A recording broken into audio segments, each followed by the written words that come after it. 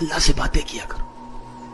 یہ کمال ہے. یقین بتاؤں آپ کو, دنیا میں بڑے آدمی سے بات کرنے کا موقع نہیں ملتا. ٹائم پہلے لینا پڑتا ہے. اول تو ٹائم ہی نہیں ملتا, مل بھی جائے تو کسی سیکرٹری کے تھرو ٹائم ملتا ہے. وہ پہلے ہی بتا دیتا ہے صاحب بہت بیزی ہیں, 5 منٹ سے زیادہ بات نہیں کر سکتے. اتنا مشکل ہے دنیا میں بڑے لوگوں سے بات کرنا.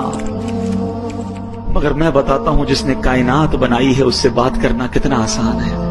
میرے اور رب کے بیچ میں کوئی سیکرٹری نہیں ہے. ہاتھ اٹھاؤ اور ڈائریکٹ بات کرنا شروع کرو. جتنی دیر کرنی ہے کرو نا بات.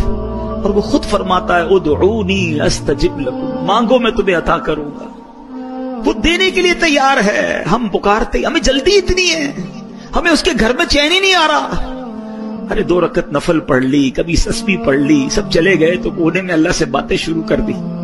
سوچو نا, اپنی ماں سے جب آپ تڑپ کر بات کرتے ہو تو ماں سینے لگا لیتی. جب اللہ سے عرض کرو گے کہ مولا پریشان ہوں, اے میرے مولا پھنس گیا ہوں, اللہ بہت گناہ ہو گئے ہیں, نہیں چھٹ رہے گناہ, مالک کسی طریقے سے بچا لے, اے اللہ حرام روزی سے بچا لے. بولو نا جو دل میں اللہ سے, کون روک رہا ہے تمہیں؟